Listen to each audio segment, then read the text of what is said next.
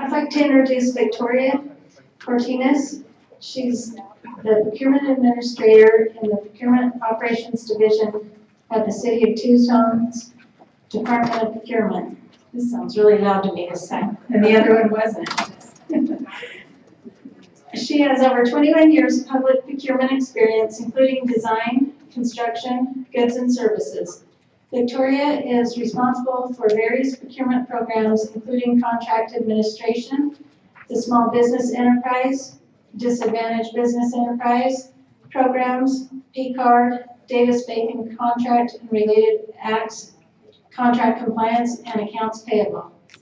Victoria has been a member of the Copper chapter of NIGP and NIGP, the Institute, since 1997, and is very passionate about the public procurement profession. She was awarded the Manager of the Year Award in 2014 and Buyer of the Year Award in 2008 by the Copper chapter of NIGP. She has been serving as an NIGP Area 9 chapter ambassador since the program inception in 2015. And today she's going to speak to us on professionalizing public procurement.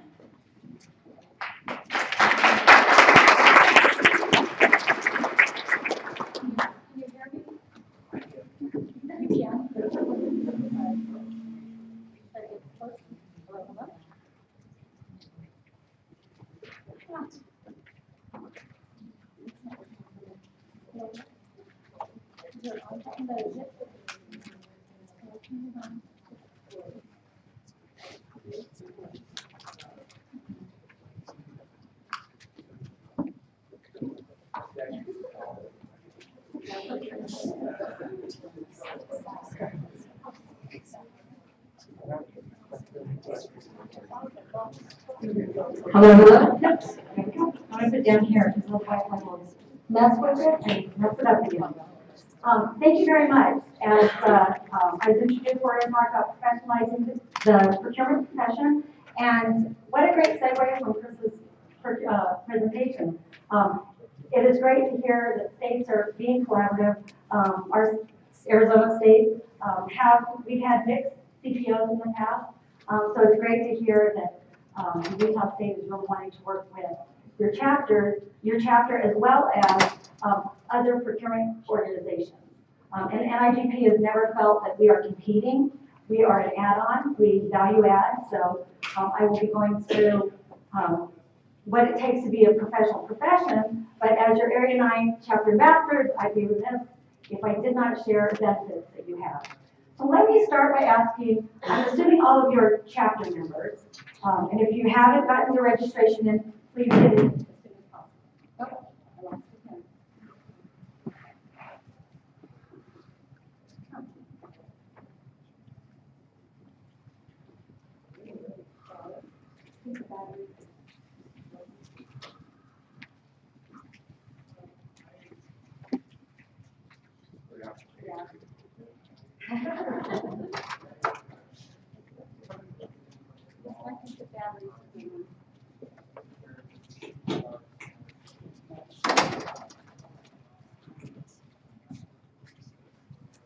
In this day and age, we're still having technology problems.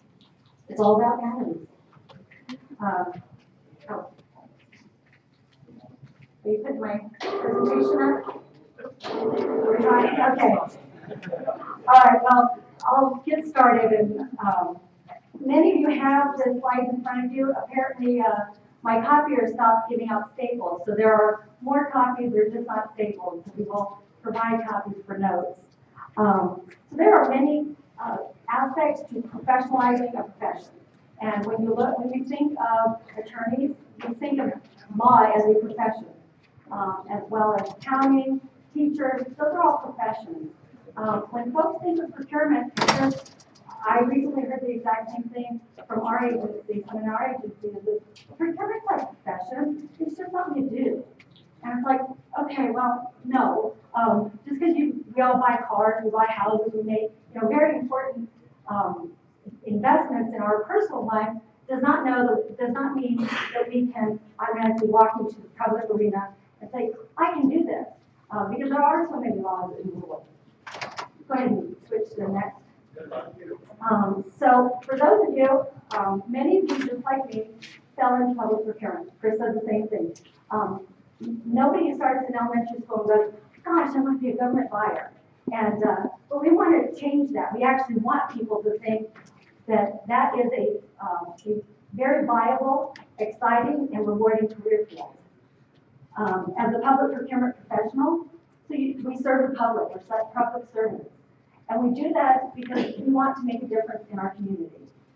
We feel that government can make a positive difference in that community, and we have influence over how our community shifts and changes. So it's very exciting. Over the course of your procurement career, you can do a variety of different things. At the city, I started off as the public safety buyer.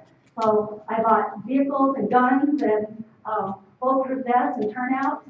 And I learned what a sole source was very quickly, what a sole brand was. And then from there, I've done everything from construction, IT, office machines, you name it. And everything you do, or everything we do, there is a complexity to it, whether you buy office supplies to a IT infrastructure.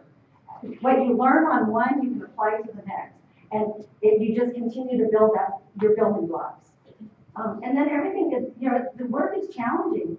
You're trying to meet your customers' needs. You want to make sure our vendors have the opportunity, so fair and open competition. And so you bring all that together to ensure that your agency's needs are met. So you develop a very broad base of skills and knowledge, and you are constantly honing those abilities. I have a lot of information I'm going to share, so I have notes. I have not memorized all of this yet, so I have some key words I want to say. Chris's slide on the collaboration. Many people, or most people, compare us to finance, but we are not finance people. Finance is black and white, and what we do, we have parameters. I like his slide on inside the box and the rest of the box, and that's our world. So there's so much in that gray area that we do. And so we are relationship-based profession. We collaborate, we build relationships with our end users, within your department, within this group. Like Jason said, I can reach out probably to any one of you and say, hey, have you ever done such and such solicitation? You'll share it. And we always say, if you make it better, let me know. And we'll share our lessons learned. Oh, this was really bad. Boy, don't do this. And that's what I love about our profession. We're collaborative. Folks in our profession have to have strong communication skills. So the written word, we installed a streetcar line. It's a 3.9 people mover through our downtown area. But it was amazing how much development came from that. Because of a comma, we were not able to, I think it was like $400,000 of liquidated damages we lost because we did not have the comma and so we lost that. So our written word is critical. We get our specs from our department, and we tend to rewrite a lot of it so it makes sense for the community. We have excellent analytical skills, organization, because you are constantly juggling different projects. And I think the biggest thing is that we exercise professional judgment on a regular basis. My director, many of you guys might know her, Marquita Gillespie, she always equated our profession to attorneys because what we do is very legal based. And she would say, well, would you question the attorney's office on this? And of course, many of our end users thought it was funny, but it was true. Because what we do, that letter of the law, is very important. So I want to congratulate all of you for falling in and selecting this profession. Go ahead, Jason, next slide. You're part of a huge community. Just from the public community side, NIGP back in 1944 felt, well, there's something to this. We need to build an organization that supports this. And since then, we have 72 chapter affiliates, just like you all, 70 in the US and 2 in Canada. There are over 3,000 member agencies, so all of your school districts, your cities, towns, counties, states, and over 16,000 members just within NIGP that you have to network with. And all of that information, if you're an institute member, is available on the website. We have our first virtual chapter at the Alaska, Hawaii, and they're really looking at technology because it's hard to get out of the office for a half day. Our chapter does an hour and a half meeting. We have chapter members that are about an hour and a half, 2 hours away. So they can no longer drive a half day there and a half day back for an hour and a half meeting. So we really need to start being more progressive and looking at technology to help us better aid our members. Then on the other public procurement side, we have over 140,000 public procurement members that are part of our community. That's huge. And so when we're recognizing March as Procurement Month, next week is Procurement Week, is very important because there is a procurement function or purchasing function in every company across the world. And so when you look at the profession, you want to look at what the organizations that support it. Go ahead, Jason. So NIGP's mission is very simple. It's to develop, support, promote public procurement. They changed their mission back in 2006, and it's very important for all of us to understand and know our mission statement. So to make sure that this organization that you want to be a part of aligns with your personal goals, and that includes your chapter mission, your department, your city agency's mission, because it tells you where you're going. So NIGP feels it's critical to the development of the profession is also the development of the profession of all of you. And NIGP offers a number of resources to support your day-to-day on-the-job activities as well as agency and your chapter. So it's really there to develop, support, and promote you in every aspect of your procurement life. Next is the Utah mission statement, very much in alignment with NIGP. So your chapter aspires to benefit both its members, personal growth, and employers. So you want to promote, develop each of you as well as the agencies by using best practices and increasing the members' value to their representative organizations through education, networking, and extended services. So Pro-D, such as this, the networking, hey, I need this, and really use your, I always say it takes a village. Whether you're a killer fan or not, meaning I need a village to survive. So you are all part of that village, and what I love is that you will step up and help me when I need it. Go ahead, Jason. So what makes a profession a profession? And these will kind of pop in, so if you want to just, values and guiding principles. NIGP has a values and guiding principles document that includes your ethics, transparency, accountability. Again, very much the things that Chris had on his slide. There's a body of knowledge. Again, most of us get to go to college with getting procurement degree, so there's a body of knowledge that takes you from day one of, oh my gosh, what did I get into, to where you're the chief procurement officer at the state. Common defined methodology. So IFBs, RFPs, across the country, I could probably step into your agencies and at least be able to start building solicitations because we do very similar things. Common specified language, yes, we have our own Greek, just like every industry. And to me, the external recognition, we tend to be somewhat humble individuals, and we don't tend to, ring our praises ourselves, but we need to, because we all do such an amazing job for our agencies.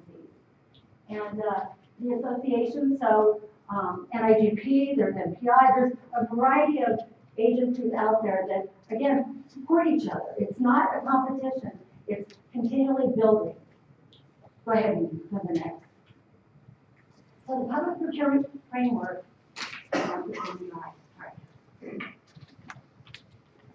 So on NIGP's website, everything on my slides are on NIGP's website, so you can find it. So the public procurement maturity framework, NIGP offers 2 assessments. One, if you're not an industry or an institute member, it's called the public procurement profile, and you answer a series of 10, 12 questions, and it gives you an idea of where your agency is on that spectrum. Jason, go ahead and hit the next, because it'll bring up, I don't know if it's 2 or 3. Yeah, keep going. And then there's another one called the profile self-assessment, and it delves deeper, and you have to be an institute member for that. And it delves deeper into where you and your agency are on that spectrum.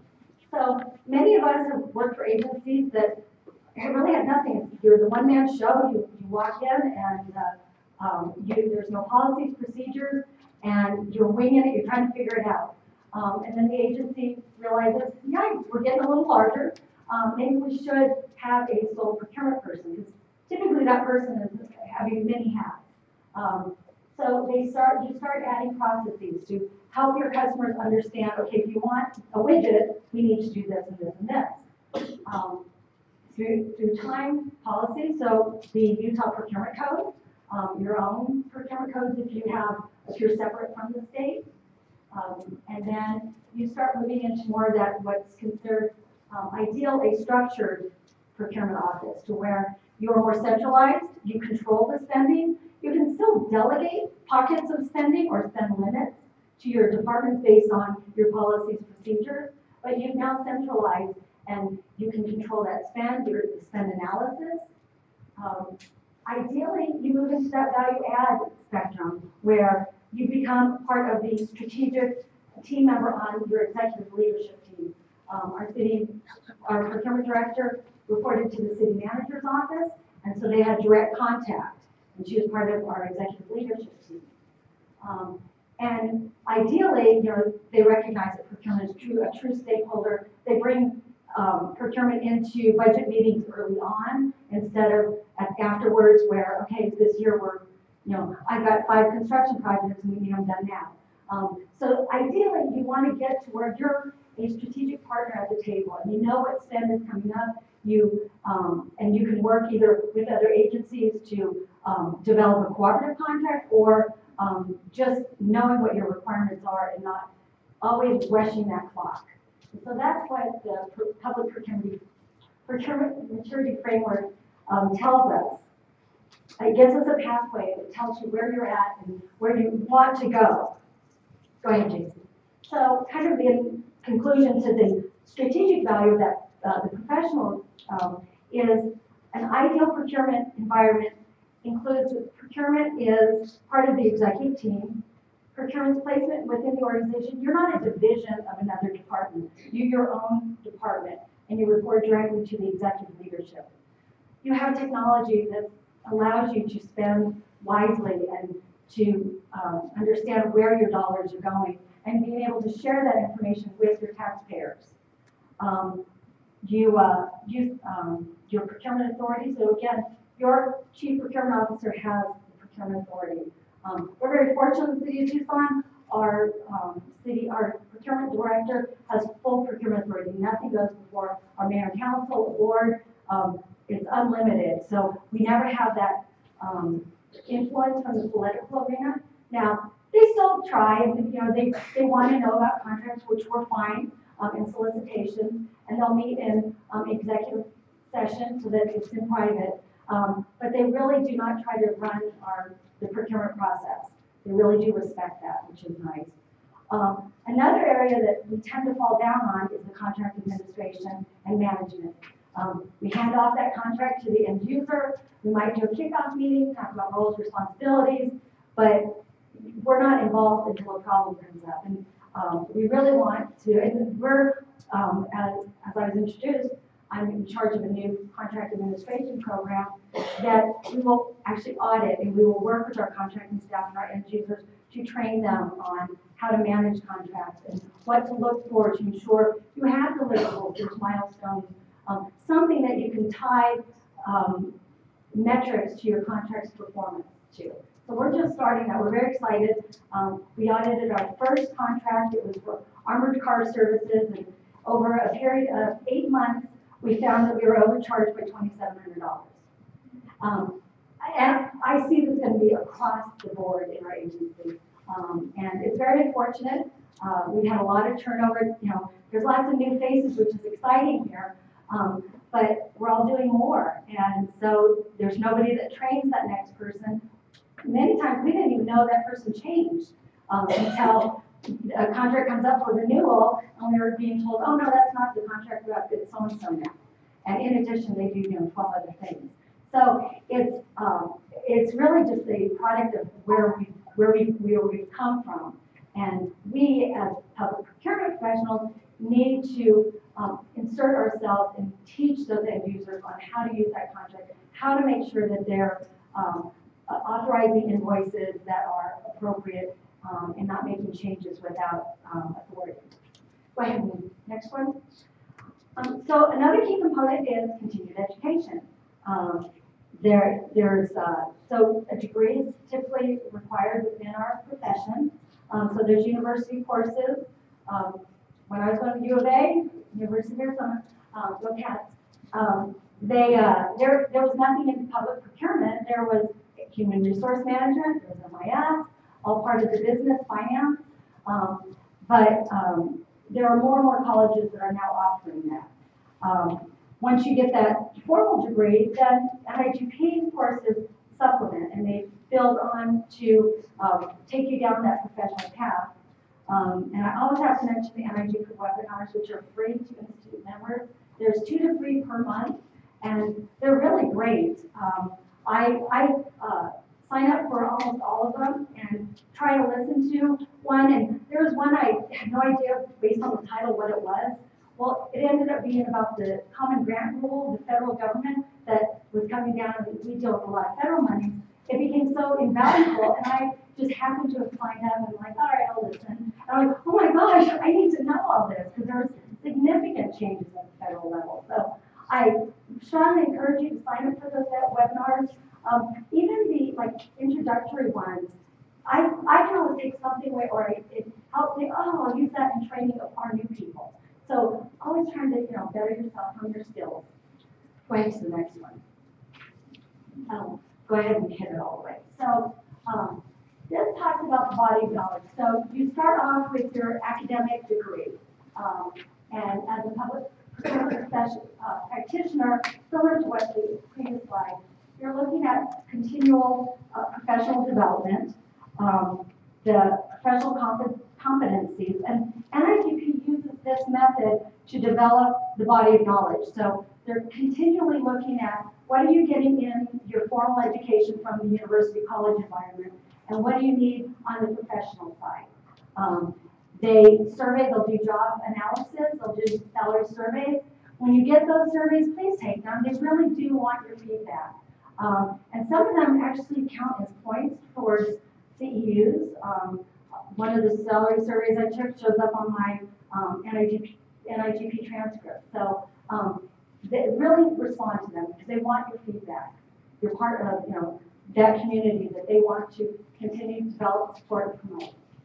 Go ahead, Jason. Like I said, public procurement, more and more colleges are offering classes in procurement and supply management, which I do understand is very different than what we do. But it's a stepping stone. It's a start. Go ahead, Jason. So on NIGP's website, so under professional development, you click on higher education resources. There are links to 63 institutions that offer procurement-related classes. And as I was going through the classes, there were none in Utah. But ASU, which is our competitor, Harvard, Duke, and then Chris indicated that they have a intern coming from where? Penn, and Penn has procurement classes.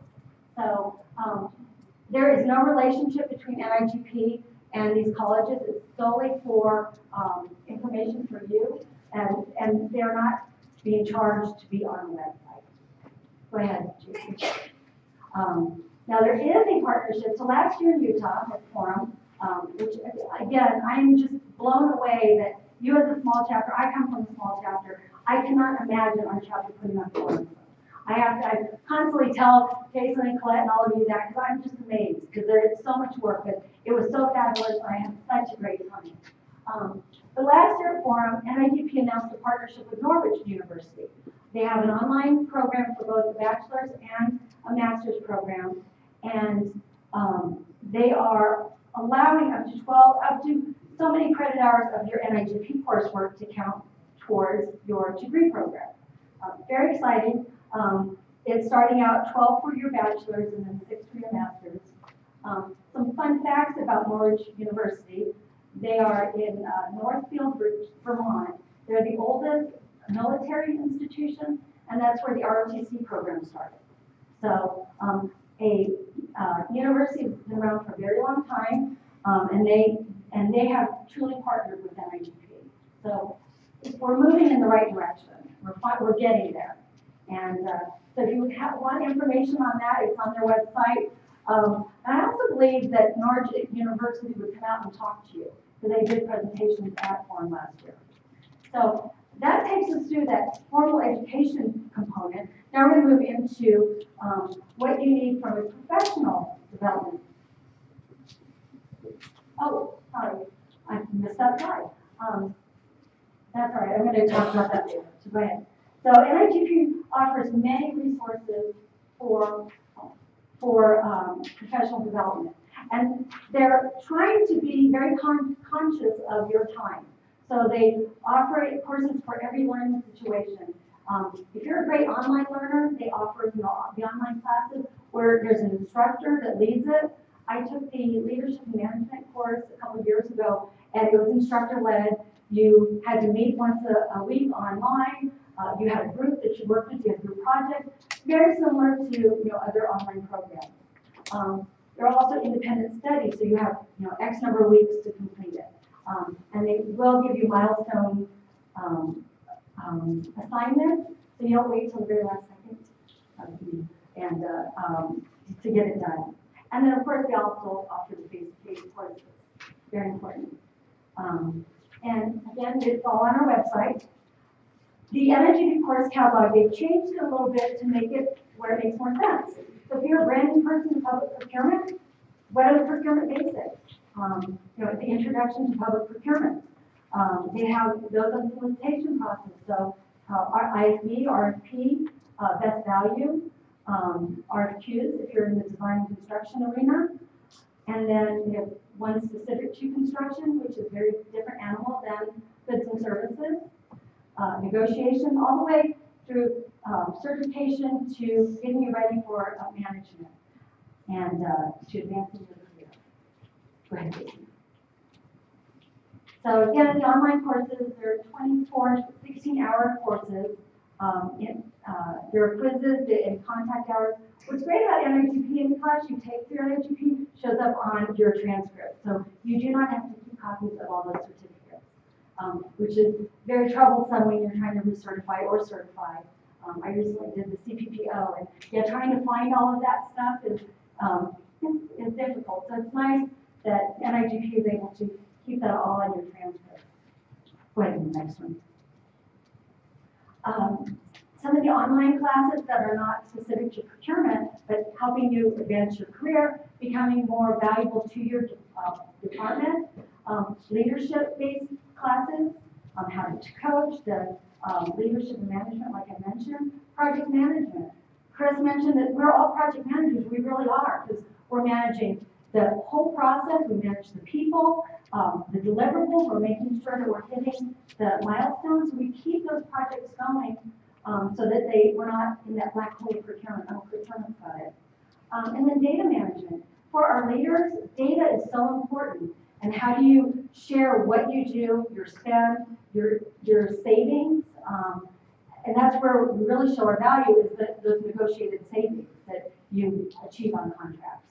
And so it's learning how to look at your numbers and manage that data in a better manner. Go ahead to the next one.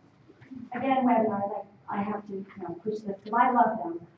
Again, 1 or 2 a month, and they are free. Now, if you're not an Institute member, you can, an Institute member can reserve or register for a class, and you can hold it in a conference room, and on NIGP's website, there's a sign-in sheet so that everybody that views that webinar gets the CEUs. You don't get NIGP credit, but that CEU would still count towards your certification. So there are ways to have staff view and chapters. We've done that in the past as a chapter function when we were in a pitch for a speaker and we needed a specific topic. So now you've got all of your education, your formal education, your professional development. Now let's get you certified. Again, I could pay Chris for his presentation because NIGP does not, we do not want to conflict. We're not trying to compete. Typically, a state certification is to learn the state rules. Arizona doesn't have one, but it would be really great to know that, okay, these are the questions and learn how to use our state statutes a little bit better. Go ahead. Next one. So the UPPCC, they manage the CPPB, the Certified Professional Public Buyer and Certified Public Procurement Officer test certification. The UPPCC is comprised of a governing board known as, who create all the policies, and then there's a board of examiners who work on the tests, the actual tests, and create the test questions. There are volunteer opportunities to be on that board of examiners. If you are someone who can, come up with test questions, and they're always looking for people to help with that. And it's not a long-term commitment; it's a short-term commitment. So if you want to get involved at the national level, that is one easy way to get engaged, which also helps your next certifying class. Because some of the classes, they're trying to make the questions to where they're not hard, they're not tricky. They want them to be hard enough to ensure that you know the body of knowledge. And so it's nice to have practitioners help create those questions instead of just, educational leaders. Go ahead to next. So NIGP courses will earn you points towards, or CEUs towards certification as well as recertification. You have to, once you get your certification, every 5 years, you have to recertify.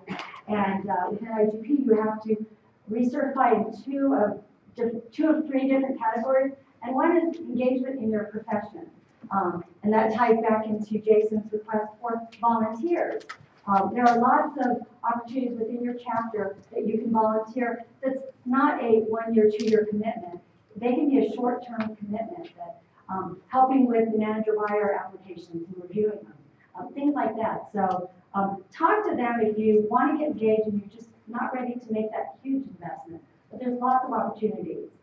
Go ahead to the next.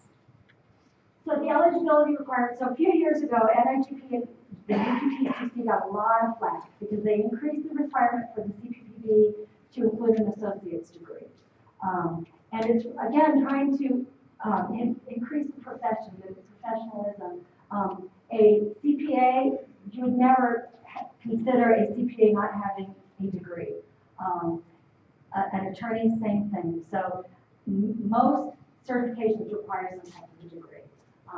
So baby steps for the CPPB is the associate's degree, and then you have to show that you have the years of, or the number of credits and coursework to meet. And there's different ways to do it. So So it's fairly simple. If you took negotiation, business writing, classes like that in college, those apply to the coursework.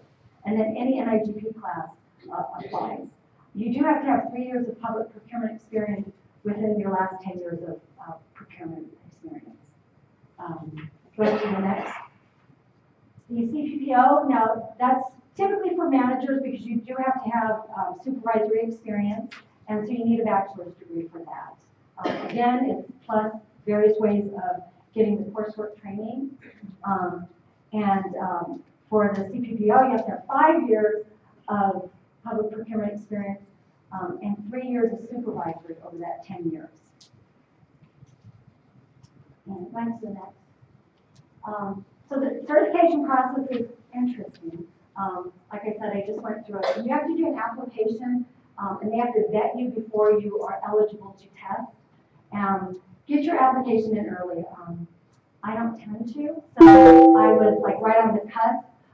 One of the biggest things, I've been out of college a long time, you have to get an official transcript, so they have to be sent in, and they have to be sealed. So my university uses somebody out of Ohio to process those for us, as opposed to just walking 2 miles over and getting them. So make sure you get your sealed transcript, and you do it early. Get your application in time, and make sure that you have all the information. They say it can take 4 to 6 weeks, and it did take 5. And I was unable to, I wanted to take the online review class, and I was not able to because that class had already started before I got notified. Lessons learned from me, don't be a procrastinator. But for all of you, get your information in early. Go ahead to the next. And of course, there's fees. So there's an application fee, and then there's a test fee once you get ready to test. They're in testing centers, so it's a computerized test, it's a 4-hour test with 190, 170 questions, somewhere like that. It's long, and what's nice is because it's computerized, you can stop yourself or mark ones that you're not quite sure of that maybe something else will trigger. Unfortunately, we don't have a huge pool of candidates, so because they're testing questions, you don't get your results right away, and it frustrated me a lot as on computer, just tell me if I hit the 70 or not. And but NIGP looks at the pool of applicants or test takers and looks to see are there questions that the majority miss, so somehow they miss the mark. They also have questions that they're just testing out that don't count.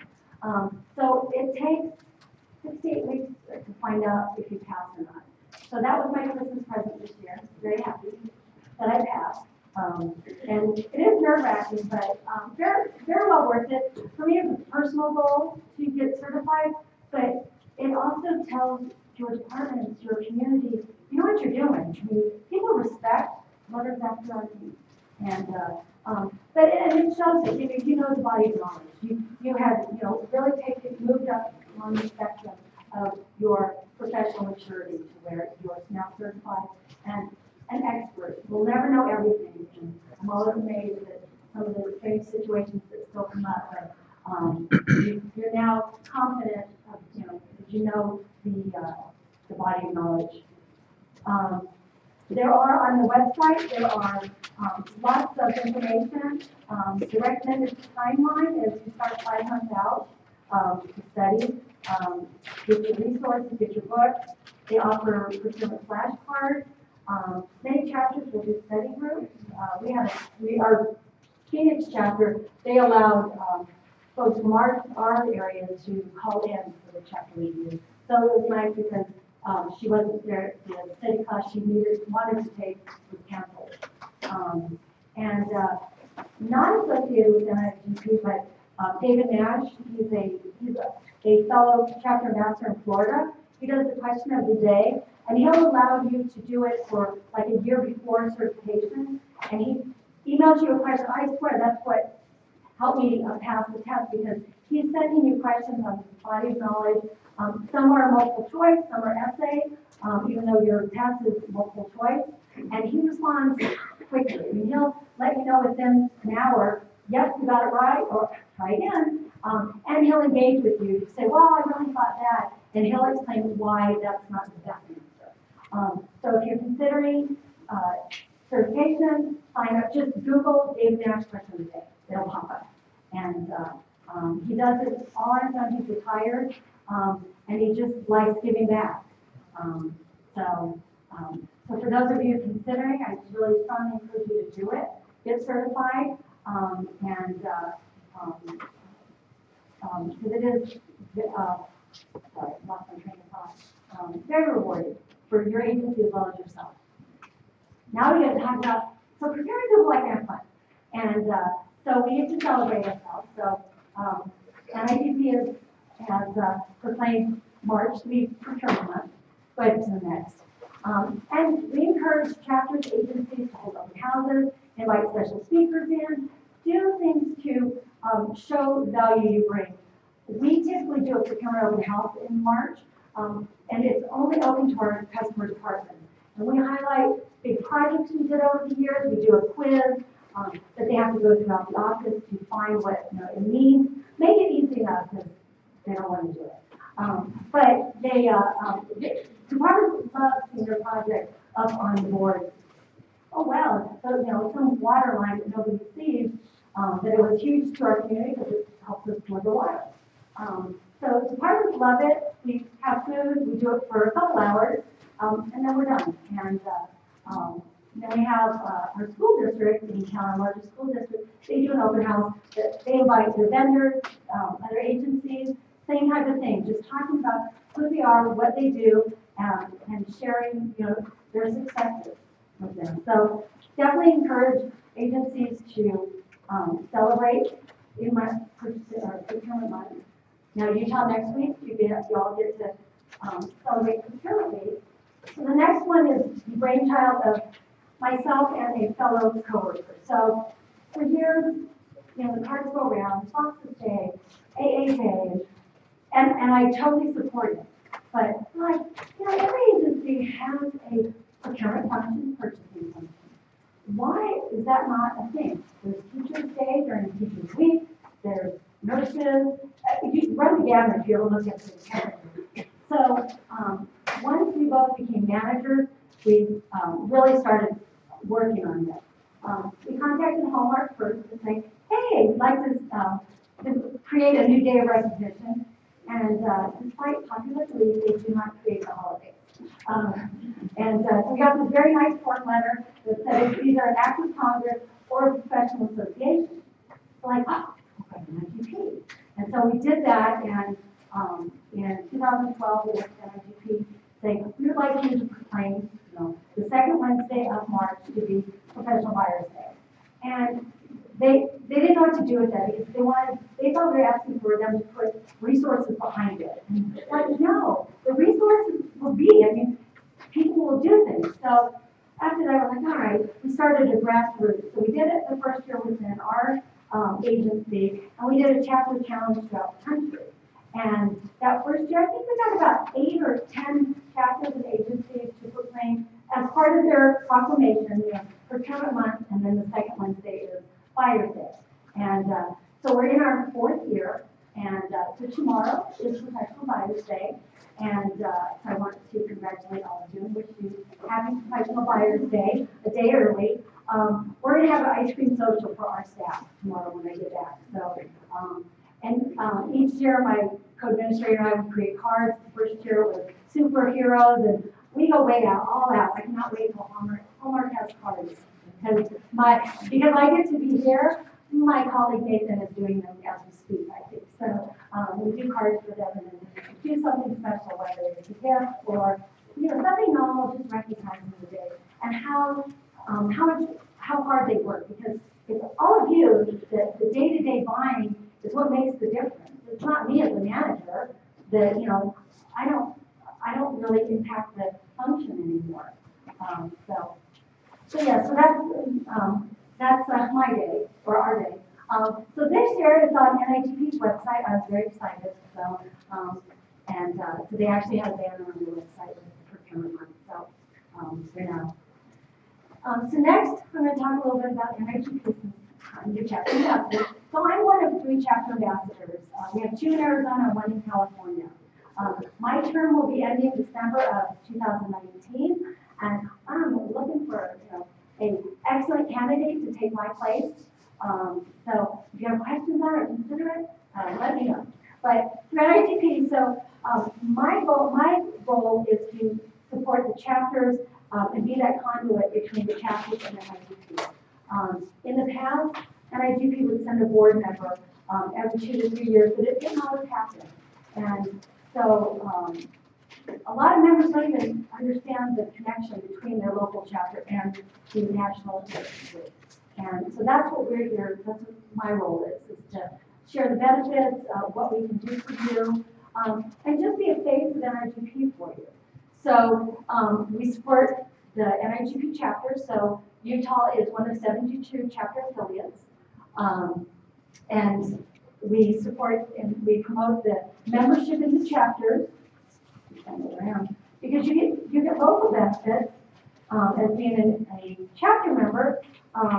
We have social sessions such as this, we get CEUs. You learn valuable recertification points, scholarship opportunities. Your chapter has a scholarship program. You can develop those leadership skills by volunteering. You don't have to start off on the board. You can start off just being on a committee and then work your way up. Once you get involved, I think the self-satisfaction of just being part of it keeps you engaged. So I challenge all of you to say yes to something and for your board, because they really can't do this without you. And then they share employment opportunities. So when you're looking for that next step, or oh no, I cannot stand this place anymore, I need to go. They put those on their website. So and then on the larger scale, but NIGP, I love this slide because previous to NIGP 2.0, NIGP had the old stoic setup where past president, vice president, first vice president, second vice president, secretary, treasurer, there were like 25 people on the board. And their role was to come see you as well as do everything within NIGP. It was just not manageable. And they really looked at, wow, how do we change this? And so they created this shared governance role. So we still have a board. Go to the next slide. So there's still the boards. There's 9 members on that board.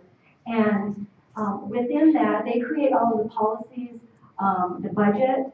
And on that board, we've got 4 practitioners, such as us, 3 thought leaders that are part of a, and this one I have a harder time describing, but on the Talent Council, the 3 thought leaders are professional HR people. So they are directors of human resources for other agencies. They have their SHRM certification. So they're helping us develop build a program to bring in the best talent and figure out ways of how to get to you so that you want to engage.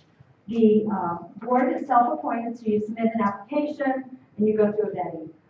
The Talent and Finance Council are appointed by the board. Again, on the Finance Council, there are 3 thought leaders that are CPAs, and they make sure that we stay financially sustainable. The member council is elected by you all.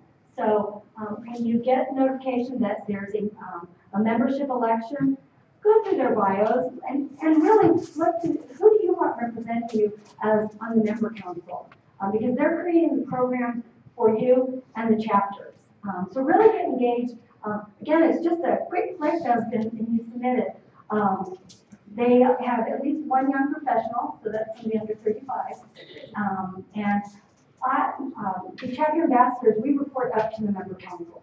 So at the end of this, your board will get an evaluation on me. So feel free, be candid. I mean, if what I said doesn't make sense, or if I said too much, that's one of my things, then let them know. But if there's things that you like, then let us know. We want it to be candid. And then the membership council, we meet with them once or twice a year. Go to the next. So the purpose of the ambassador program, we are to bring, again, we're the face of NIGP for you, and our purpose is to build a community of chapters, to collaborate and make those connections. There are 9 geographic areas, so we're part of Area 9. Hawaii is no longer part of Area 9 because they did that virtual. But a lot can be learned from them. Go ahead to the next one. So when it comes to the community, we want to enhance the marketing of the chapter and the institute's values. So, why should you come here? Why should you come to this meeting? Increase sponsorship in our NIGP programs to bring the education to you. And we want engagement in the chapter awards program. I love that you announced your buyer manager of the year today. And I strongly encourage submitting them to national for consideration. And next slide on connections. So we, as an ambassador, I will attend the chapter luncheon during forum. We participate in the annual leadership development symposium that Colette and Jason went to, and I participate in all chapter leadership calls that are quarterly. And then finally, and I'll do this quick because I've gone through a lot of material and I know it's not the most exciting. But I want to remind you of your NIGP resources. So there's the NIGP library dictionary, there's directories, guidance, publications. Go ahead, Jason.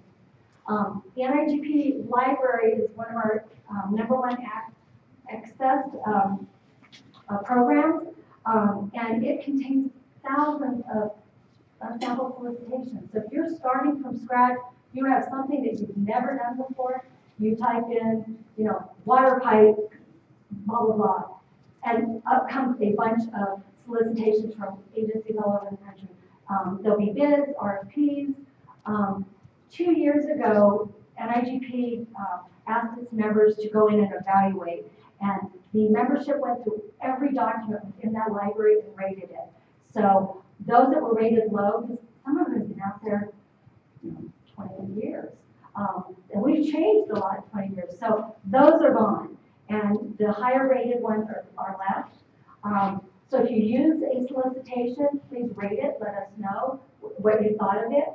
If you do a solicitation that you're so proud of, upload it. It's simple, you can do it yourself, you don't have to go through a vetting process, and it's very simple. So I want to mention another, sounds like we have a lot of new people out here. So under the procurement resources, NIGP has some best practices, and these are useful and applicable guidance for you all as procurement professionals. There's 26 different best practices. There's an information technology, which those of you that buy IT is a whole different world. There's a 2-part document up there. There's one on developing evaluation criteria on cooperative programs. There's just a variety of ones out there that as you're learning and you're wanting to grow, you don't have to recreate the wheel. Somebody has done it for you. And this is also an area you can get involved in. So if you went through a process and you feel that you can add to a best practice, a protest, or let us know. We're always looking for volunteers.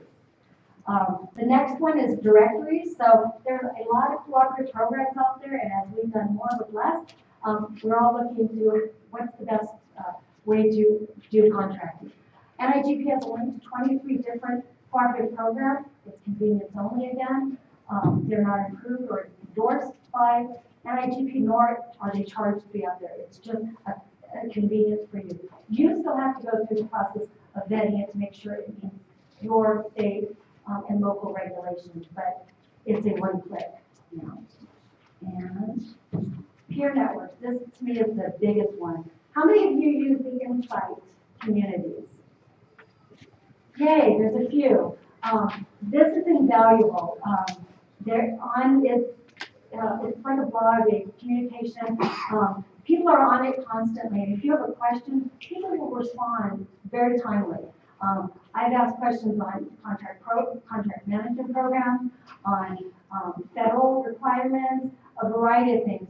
The one you all should be a part of is purchase issue.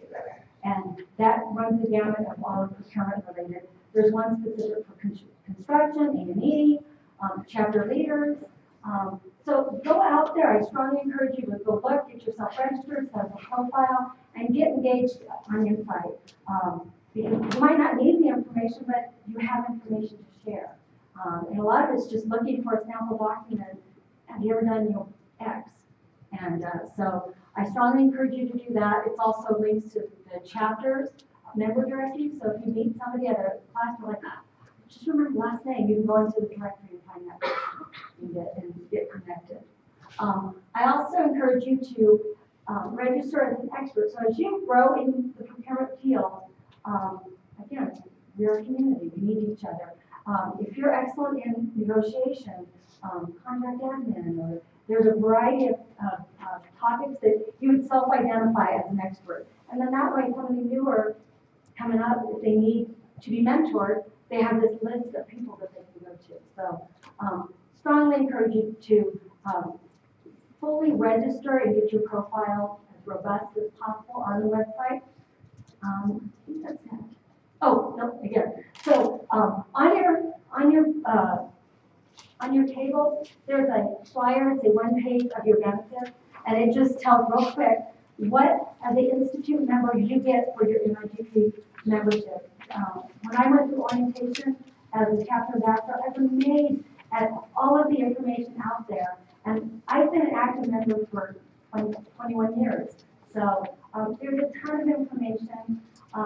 If you ever need anything, the NIGP staff is always available. Bill Munch, Craig Rader, and myself are your ambassadors. We're here to help you and provide guidance and provide resources that you need. I'll be meeting with your board later, and we'll talk about some of the challenges. And I can tell you the biggest one is just getting volunteers, and I've said that 1,000 times, but really get engaged in this chapter. You've got a great chapter. Love the people that I've worked with, and they're fabulous. So they do a lot for you, and they can't do it without you. So please volunteer. Now, I'm going to be here the rest during lunch and for the rest of the day or morning. Please feel free to ask me any questions. If you have, I'll be here. Thank you so much.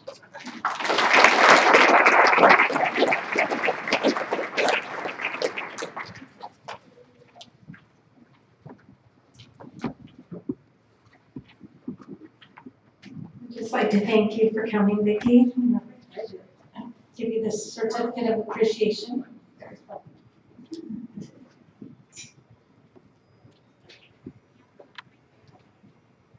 Thank you so much. Okay, thank you everybody for coming. Just a couple of quick housekeeping things. Again, a lot of things have been touted about volunteering. The sign-up sheets are in the back. I'm loud. The sign-up sheets are in the back, and so go ahead and you can sign up there. We also, Vicki talked a lot about participating in the institute itself. That membership is different than the membership that your entity has paid for you to be here. But if that's something you're interested in, I would highly recommend it. If nothing else, for the documents and the insight, it's incredibly beneficial. And then in terms of our chapter, we have our next chapter meeting on May 8th. And then we have the state's PEP training next Thursday. We have lunch. Is there any instructions for lunch? No? We'll make sure that everybody checks the roll. Oh, check your roll. If your name is wrong on the roll, mark it on the roll, and we'll make sure it gets corrected for you. Okay? All right. Enjoy lunch. All right, there's two gluten-free and